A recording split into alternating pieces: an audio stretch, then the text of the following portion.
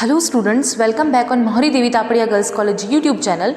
In this class, we are going to discuss about a play, and the play name is Merchant of Venice, which is written by William Shakespeare.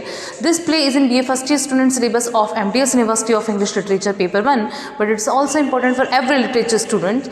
And this is the second video on this particular topic, Merchant of Venice. We have already talked about how to read a play in our previous video and what is the meaning of Merchant of Venice, and in this class we are going to discuss characters of the play. So let's begin. Students, आप सबको I hope merchant of Venice का जो मैंने first video बनाया उसमें आपको पता चला होगा कि मर्चेंट ऑफ वेनिस का क्या मीनिंग है, और एक प्ले को हम अगर पढ़ते हैं तो हमें क्या क्या चीज़ें इंपॉर्टेंट है, हमें कैसे पढ़ना चाहिए. मैंने आपको उस वीडियो में बता दिया था कि आपको शेक्सपियर ने ये प्ले लिखा है, तो आप ऑब्वियस बात है आपको शेक्सपियर के बारे में पता होना चाहिए. मर्चेंट ऑफ वेनिस कब पब्लिश हुआ वो पता होना चाहिए. उसके अलावा जो कैरेक्टर्स है उनका पता होना चाहिए, समरी पता होनी चाहिए, थीम पता होनी चाहिए, सेंट्रल आइडिया पता होना चाहिए. ये सब चीज़ें मैंने आपको बताई थी कि उसमें जैसे फ्रेंडशिप का थीम है, ट्रेजेडी है, टाइप ऑफ प्ले क्या है, तो मैंने आपको बताया कि ये एक कॉमेडी है. ठीक है, तो अब हम आज इसके कैरेक्टर के बारे में जानते हैं और थोड़ा सा इसको आगे की ओर लेकर चलते हैं प्ले को. देखो, merchant of Venice, merchant means व्यापारी, वेनिस एक जगह का नाम है यूरोप की, तो वहाँ का व्यापारी. अब उस व्यापारी के साथ क्या होता है वो इस प्ले में दिखाया गया है. उसके अलावा इस प्ले में बहुत सारी चीज़ें देखने को मिलेगी. आपको कल के वीडियो में भी मैंने बताया था, जैसे आपको फ्रेंडशिप देखने को मिलेगी, ट्रू फ्रेंडशिप, लव देखने को मिलेगा, आपको ट्रेजेडी भी इसमें देखने को मिलेगी, इसमें आपको एक विलन भी मिलेगा, इसमें आपको कोई कॉमेडी सीन्स भी मिलेंगे. बहुत सारी चीज़ें इसमें आपको इंटरेस्टिंग मिलने वाली है. इसमें मूवी भी है, आप मूवी देख सकते हैं merchant of Venice particular topic पे. अब देखो, हम कैरेक्टर्स को अगर डिस्कस करते हैं तो हमारा जो मर्चेंट है, वेनिस का जो मर्चेंट है उसका नाम है एंटोनियो. ठीक है, उसका एक फ्रेंड है Bassanio, friend of Antonio and later lover of Portia, जो कि बाद में पोर्शिया का लवर बनता है. कौन? बेसिनियो. ग्रेशिनियो, ये भी फ्रेंड ऑफ बेसिनियो है. Lorenzo, friend of Bassanio and Antonio. ठीक है, ये सब हो गए. तो आप आइडिया लगाएं कि ये चार तो फ्रेंड हो गए, Antonio, Bassanio, Gratiano, Lorenzo, they are friends. ठीक है, एंटोनियो कौन है? हमारा जो मर्चेंट है. बेसिनियो, फ्रेंड ऑफ एंटोनियो, इसका अच्छा फ्रेंड है ये. किसका? एंटोनियो का. कौन? बेसिनियो. ये दो कैरेक्टर बहुत इंपॉर्टेंट है. ग्रेशिनियो जो है वो भी फ्रेंड है बेसिनियो का. लॉरेंजो, ये भी फ्रेंड है बेसिनियो और एंटोनियो का. अब शाइलॉक, ये भी इसमें बहुत ही इम्पॉर्टेंट कैरेक्टर है, क्योंकि ये इस पूरी स्टोरी का आप बोल सकते हैं कि नेगेटिव रोल में है. शाइलॉक जो है वो नेगेटिव रोल में है या विलन है. इसका इस पूरे प्ले में क्या है? नेगेटिव रोल है शाइलॉक का, जो कि एक ज्विश है. मैंने आपको बताया था कि इसमें कास्टिज्म भी आपको देखने को मिलेगा. कास्ट डिस्क्रिमिनेशन है क्रिश्चियन और ज्विश के बीच में. क्रिश्चियन जो है उसको अपर क्लास माना गया है, ज्विश को डाउन कास्ट माना गया है. तो ये एक ज्विश है, एक मनी लेंडर है, मतलब ये लोगों को रुपए उधार देता है. कौन? शाइलॉक. पोर्शिया, अब इसमें ये जो तीन हैं ये तीनों लेडीज़. पोर्शिया जो है ये बहुत इंपॉर्टेंट कैरेक्टर है. ये हमारे बेसिनियो की वाइफ बनेगी बाद में. बेसिनियो इसको पसंद करता है. ये एक वेल्दी फैमिली से बिलोंग करती है, वेल्दी लेडी है, और रहती का है बेलमाउंट में. और हमारा बेसिनियो कहाँ रहता है? वेनिस में. तो आप बोल सकते हैं इसमें दो जगह भी आपको याद रखनी है. एक तो है वेनिस जहाँ एंटोनियो, बेसिनियो ये सब रहते हैं. उसके अलावा दूसरी जगह कौन सी है? बेलमाउंट, जहाँ कौन रहती है? पोर्शिया रहती है. पोर्शिया कौन है? हमारे बेसिनियो की वाइफ बनेगी बाद में. बेसिनियो इसके जो है स्वयंवर में जाता है, तो पोर्शिया जो है इसकी वाइफ बनती है. नेरिसा कौन है? नेरिसा जो है एक तरह से आप बोल सकते हैं कि पोर्शिया की लेडी इन वेटिंग है, मतलब एक तरह से टाइप ऑफ सर्वेंट. किसकी? पोर्शिया की टाइप ऑफ सर्वेंट है, क्योंकि पोर्शिया एक अच्छी वेल्दी फैमिली से बिलोंग करती है. और आपको पता है कि अगर टाइप ऑफ राजा रानी के बच्चे जो होते हैं उनके भी कुछ सर्वेंट्स होते हैं नीचे, तो वो सर्वेंट आप बोल सकते हैं कि नेरिसा है. उसके अलावा एक कैरेक्टर है, एक लेडी और, जिसका नाम है जेसिका. जेसिका कौन है? शाइलॉक की डॉटर है. शाइलॉक की डॉटर है ये. शाइलॉक जो हमारा विलन है, हमारा जो नेगेटिव रोल में पर्सन है, इसकी डॉटर कौन है? जेसिका है. जेसिका जो है वो एक अच्छी लड़की है. ये अपने फादर को पसंद नहीं करती है ज़्यादा, क्योंकि इसके फादर जो है लोगों से रुपए उधार लेते देते हैं और उसके बदले में वो कुछ भी ले लेते हैं लोगों से. तो इसको अपने फादर का कैरेक्टर ज़्यादा कोई खास पसंद नहीं है. तो ये हमारे मेजर कैरेक्टर्स हैं जो हमारे मर्चेंट ऑफ वेनिस प्ले है उसके मेजर कैरेक्टर्स मैंने आपको बता दिए। एंटोनियो है जो कि हमारा मर्चेंट है, ये एक पैसे वाला बंदा है, पैसे वाला बंदा है। तो इसके जो फ्रेंड है बेसिनियो, ये इससे एक बार क्या करते हैं, अब हम थोड़ा सा स्टोरी को कवर करते हैं, शॉर्ट समरी बहुत ही।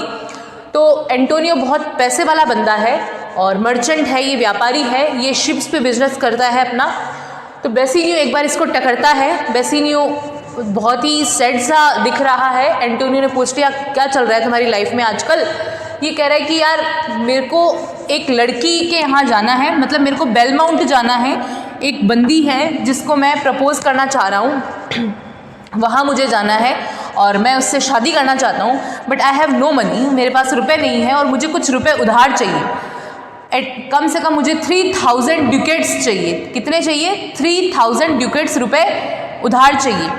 तो एंटोनियो बोलता है कि भाई मैं अगर मेरे पास होते तो मैं तेरी हेल्प ज़रूर करता, मैं मतलब निसंकोच तुझे दे देता अगर मेरे पास 3000 ड्यूकेट्स इस टाइम होते तो, but recently I don't have, मेरे पास अभी रुपए नहीं है क्योंकि मैंने अपने पूरे रुपए अपने बिजनेस अपने शिप में लगा दिए हैं, अपने शिप में लगा दिए, तो मेरे को जो है अभी रुपए नहीं है मेरे पास तुम्हारे को देने के लिए। तो बेसिनियो को लगता है कि यार तेरे से होप थी और तूने मना किया, बट वो समझ रहा है कि ठीक है उसका भी अपना काम है, वो नहीं दे पा रहा। तो एंटोनियो क्या करता है, एक आइडिया देता है कि एक काम करते हैं, शाइलॉक जो है ये मनी लेंडर है वेनिस का, सब इसको जानते हैं, शाइलॉक को सब इसको जानते हैं क्योंकि ये रुपए लोगों को उधार देता है। तो एंटोनियो भी जानता है ऑब्वियसली। और मैंने आपको बताया था कि ये कौन है, ये एक ज्विश फैमिली से, ज्विश कास्ट से बिलोंग करता है और ये एक क्रिश्चियन है। तो दोनों के बीच में कास्ट में काफ़ी डिफरेंस है, ये डाउन कास्ट में है, ये अपर कास्ट में है। तो एंटोनियो बोलता है कि यार वो है तो डाउन कास्ट में, मुझे उसके पास जाना कोई खास पसंद नहीं है और मैं शाइलॉक को पसंद भी नहीं करता हूँ ज़्यादा, बट अगर तुम्हें ज़रूरत है मेरे फ्रेंड तो मैं तुम्हारे लिए उसके पास ज़रूर जाऊँगा और कुछ रुपए उधार मांगकर तुम्हें दे दूँगा। ये कौन बोलता है? एंटोनियो बोलता है। किसको बोलता है? बेसिनियो को बोलता है कि अगर तुझे ज़रूरत है तो मैं तेरे लिए शाइलॉक के पास जाऊँगा। शाइलॉक के पास ये जाता है। शाइलॉक भी एंटोनियो को कोई खास पसंद नहीं करता। रीज़न क्या है? दोनों ही फाइनेंशियल साउंड है, मतलब दोनों के पास ही अच्छे रुपए हैं। एंटोनियो लोगों की हेल्प ऐसे ही कर देता है, कोई ब्याज नहीं लेता है, ठीक है, कोई इंटरेस्ट नहीं लेता। ये अगर कोई इससे मांगता है रुपए तो ऐसे ही रुपए उधार दे देता है। और शाइलॉक हमारा क्या करता है? ब्याज लेता है, इंटरेस्ट लेता है। तो लोग किसको अच्छा मानते हैं? एंटोनियो को अच्छा मानते हैं। शाइलॉक को बुरा मानेंगे क्योंकि वो लोगों से इंटरेस्ट लेता है। तो शाइलॉक को ये इसलिए भी पसंद नहीं है क्योंकि वो इसके इंटरेस्ट की रेट जो है वो डाउन करता है, ठीक है। तो एक ये रीज़न है। और दूसरा रीज़न क्या है कि दोनों की कास्ट में डिफरेंस है। ये अपर क्लास से बिलोंग करता है, ये डाउन कास्ट से बिलोंग करता है। ये इसको पसंद नहीं करेगा तो ये इसको पसंद कैसे करेगा? तो दोनों के बीच में कोई खास बनती नहीं है, बिल्कुल भी बनती नहीं है। तो अब क्या है कि अपने फ्रेंड के लिए हमारा एंटोनियो कहाँ गया? शाइलॉक के पास गया। शाइलॉक के पास जाके उसने बोला कि देख, वैसे तो मैं कुछ तुझे खास पसंद नहीं करता हूँ और ना ही मेरा ऐसा सच कोई काम है कि मैं तेरे पास आऊँ, बट आज मैं अपने फ्रेंड के लिए आया हूँ, मुझे कुछ रुपए उधार चाहिए क्योंकि उसको अपने किसी मतलब लड़की के यहाँ जाना है। इट मीन्स कि उसको किसी लड़की को प्रपोज करने के लिए जाना है बेलमाउंट। कौन सी जगह से बिलोंग करती है हमारी पोर्शिया? बेलमाउंट से बिलोंग करती है, बेलमाउंट जाना है। तो मैं आपको बहुत ही बेसिक समरी बता रही हूँ, बहुत सारी चीज़ें इसमें स्किप हो रही है। अगर हम अच्छे से रीड करेंगे तो हमें और कुछ भी सीखने को मिलेगा, बट अभी जस्ट मैं आपको एक स्टोरी बता रही हूँ।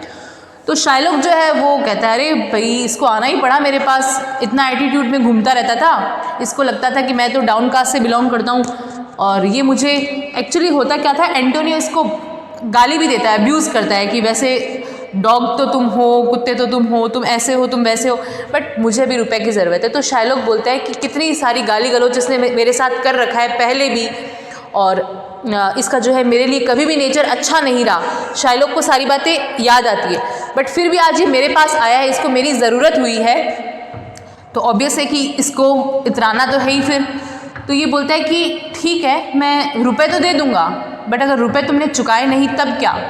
रुपए मैं 3000 ड्यूकेट्स अभी दे दूँगा, बट अगर रुपए तुमसे नहीं चुकाए गए तो क्या? तो मैं जो बोलता हूँ वो तुम्हें करना पड़ेगा।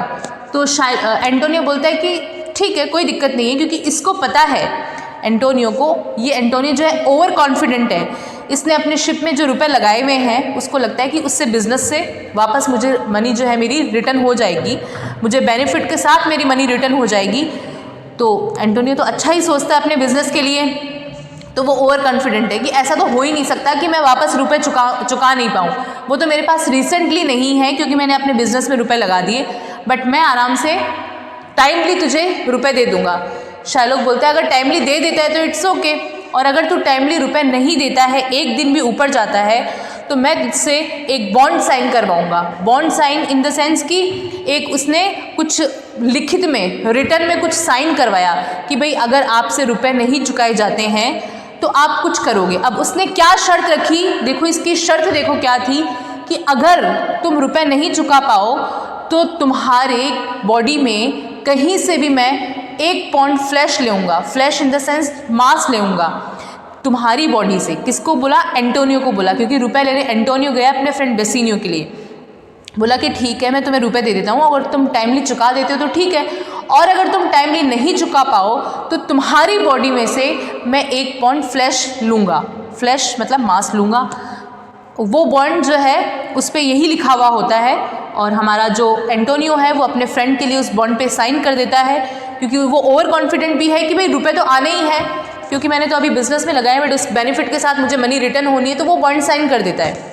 यहाँ तक आपको समझ आई स्टोरी, ये चल रहा है। उसके बाद बेसिनियो को रुपए मिल जाते हैं, और बेसिनियो को रुपए मिल जाते हैं तो बेसिनियो जो है अपनी जो गर्ल है पोर्शिया, जिसको प्रपोज करने जाना है, उसके यहाँ जाता है। साथ में ग्रेशिनियो जो है वो बोलता है मैं भी चलूँगा। तो ये बोलता है कि ग्रेशिनियो जो है इसका कैरेक्टर थोड़ा सा फ़नी है, थोड़ा सा बोल सकते हैं कि सेंसिबल नहीं है ये ग्रेशिनियो। तो बेसिनियो बोलता है कि तू चल तो ले बट वहाँ थोड़ा सा सेंसिबल बिहेव करना, क्योंकि मैं जो है किसी लड़की को प्रपोज करने जा रहा हूँ और तू ऐसे नॉनसेंस बातें करे, मुझे अच्छा नहीं लगेगा। तो ये कहता है कि नहीं यार मैं सेंसिबल बिहेव करूँगा, अच्छे से रहूँगा। तो वो कहता है कि ठीक है तू मेरे साथ चल ले। फिर ये दोनों फ्रेंड्स क्या करते हैं, कहाँ जाते हैं? बेलमाउंट। जगह का नाम क्या है? बेलमाउंट। बेलमाउंट जगह का नाम है। तो बेलमाउंट जाते हैं। बेलमाउंट में कौन रहती है? हमारी पोर्शिया रहती है। पोर्शिया जो एक वेल्दी फैमिली से बिलोंग करती है, और उसके फादर ने एक विल रखी है, एक ऐसी विल रखी है कि मेरी बेटी से शादी वो ही कर सकता है जो कि मेरे पास 3 कास्केट हैं। कास्केट मतलब 3 संदूक रखी गई है, एक सोने की है, एक चांदी की है, एक लीड की है, कांच की है। 3 संदूक रखी गई है। उन तीनों संदूक में से एक संदूक में मेरी बेटी की फ़ोटो है। जो बंदा उन तीनों संदूक में से एकदम सही, जिसमें मेरी बेटी की फ़ोटो है, सही संदूक को चूज़ करेगा, उसके साथ मैं मेरी बेटी की शादी करवाऊँगा। ये किसकी शर्त है? ये हमारे पोर्शिया के फादर की शर्त है। उसने बोला कि मैं अपनी बेटी की शादी उसी से करवाऊँगा जो 3 कास्केट रखी गई है। कास्केट मतलब जो 3 संदूक रखी गई है, उन तीनों संदूक, जैसे कि एक गोल्ड की है, एक सिल्वर की है, एक लीड की है, उन तीनों संदूक में से एक संदूक में मेरी बेटी की फ़ोटो है, और जो सही करेक्ट चूज़ करेगा वो ही मेरे जो बेटी है उसका हस्बैंड बनेगा। तो बेसिनियो जो है वो भी जाता ही है उस स्वयंवर में, और उसको और फिर ये भी है उस विल में कि जो बंदा आएगा ट्राई करने के लिए, उस संदूक को खोलने के लिए, उसने अगर सही चूज़ कर ली तो इट्स ओके, सही चूज़ कर ली तो, पर अगर गलत चूज़ करी तो वो बंदा किसी और से शादी नहीं कर सकता। कितनी हार्ड जो है उन्होंने एक शर्त रखी, कितनी हार्ड शर्त है ये। तो इस बात को सुन के आधे से ज़्यादा लोग तो वैसे ही नहीं आएंगे, जिनको अपने खुद पे बिल्कुल भी ट्रस्ट ही नहीं है कि यार जाएंगे, संदूक गलत खुल जाएगी, कहीं हमारी शादी दूसरों से और रहने से रह जाएगी, ये तो मिले ना मिले।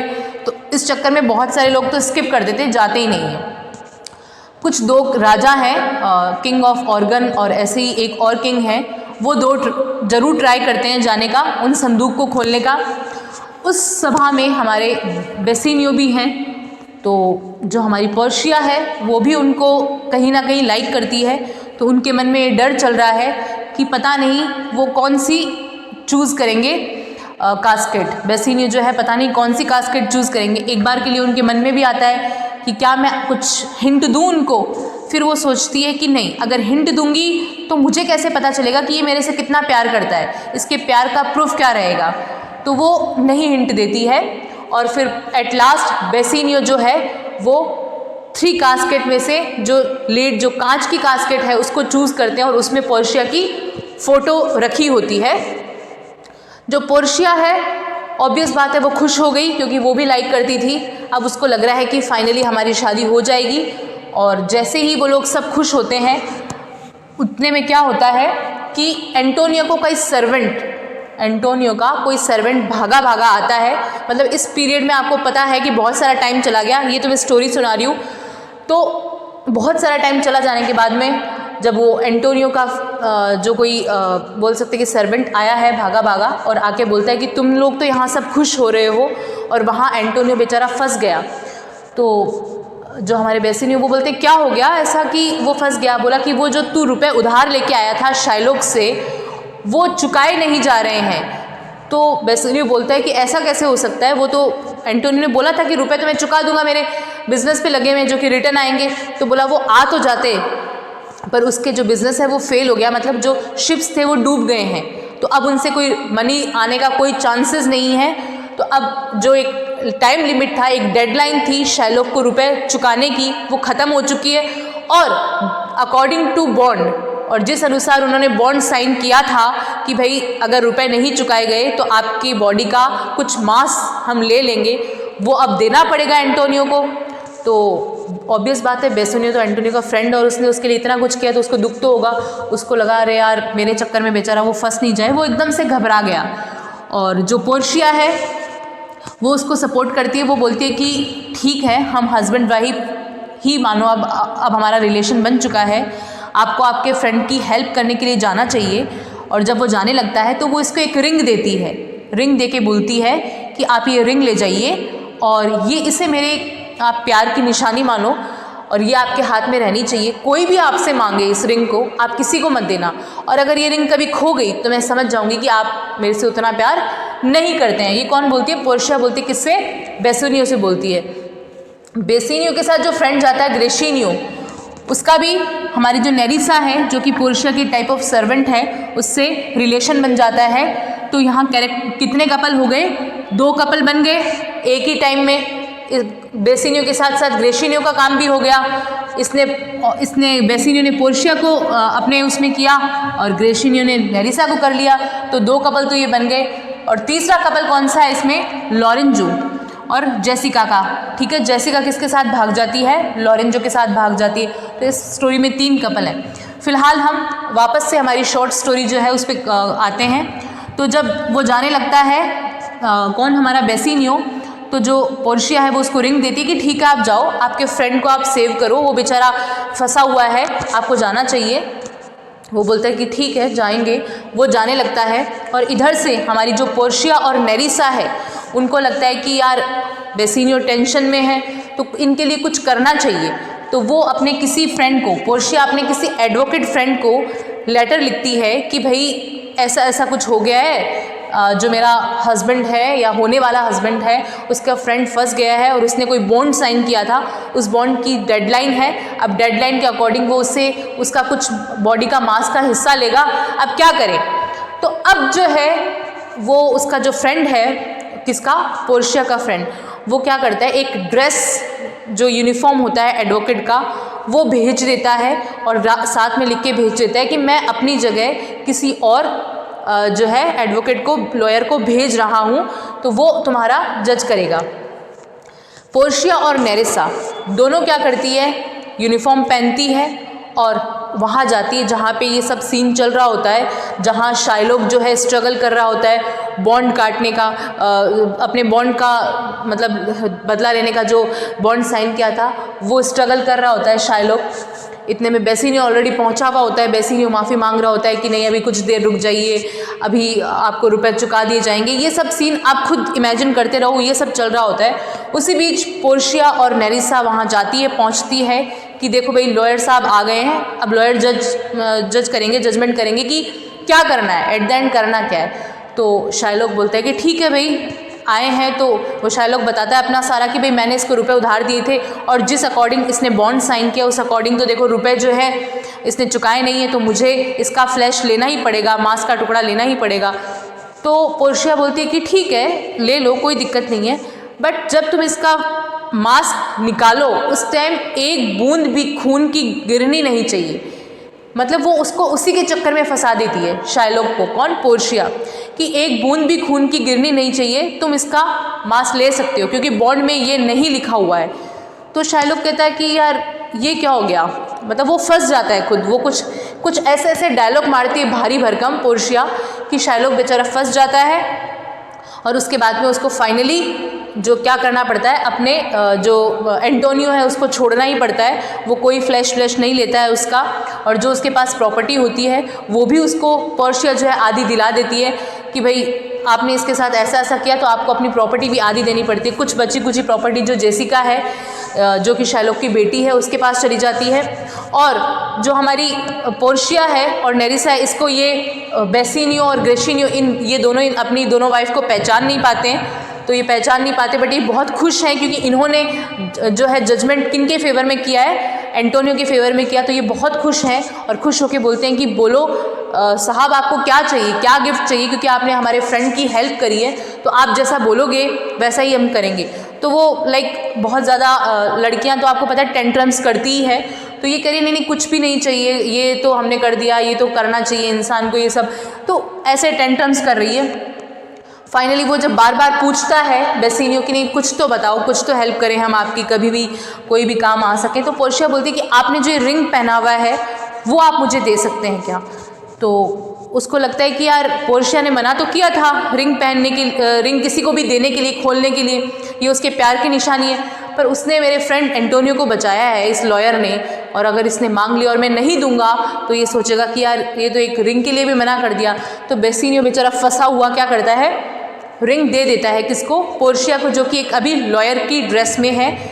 तो ठीक है वो चली जाती है वहाँ से, कौन कौन, दोनों नेरिसा और पोर्शिया दोनों वहाँ से चली जाती है, और बेसिनियो और ग्रेशिनियो के जाने से पहले अपने घर जाके अपना वापस यूनिफॉर्म चेंज कर लेती है, सेटलमेंट कर लेती है। इतने में बेसिनियो आके बहुत ही खुशी से बताता है कि भाई मेरा फ्रेंड जो है वो सेव हो गया, अब कोई दिक्कत नहीं है, 2 लॉयर आए थे उन्होंने ऐसे किया वैसे किया, उनको नहीं पता होता ना कि वो उन्हीं की गर्लफ्रेंड, उन्हीं की वाइफ गई है।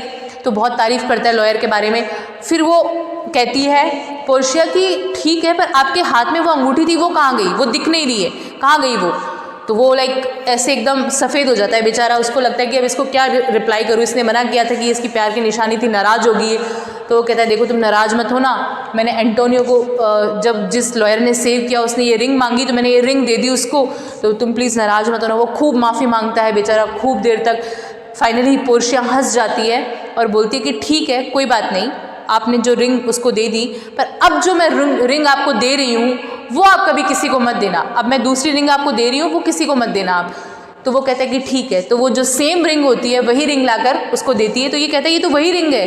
तो वो पूरी स्टोरी बताती है, पूरी स्टोरी समझ में आती है। तो ये एक बहुत ही शॉर्ट स्टोरी थी जो कि मैंने आपको, इवन ये बहुत बड़ी है हमारे तो प्ले है ये, इसमें बहुत सारी चीज़ें स्किप हुई है, मैंने आपको बहुत अच्छे अच्छे डायलॉग्स हैं, बहुत अच्छी अच्छी और भी पीछे स्टोरीज़ बनती है वो नहीं बताई है मैंने, पर जो मेन स्टोरी है इसमें ये यही चल रही है। कौन कौन इसमें कैरेक्टर, एंटोनियो, बेसिनियो, जो पोर्शिया, नेरिसा, जेसिका, शायलॉक, यही सब मेजर कैरेक्टर्स हैं। तो मेन स्टोरी मैंने आपको बता दी।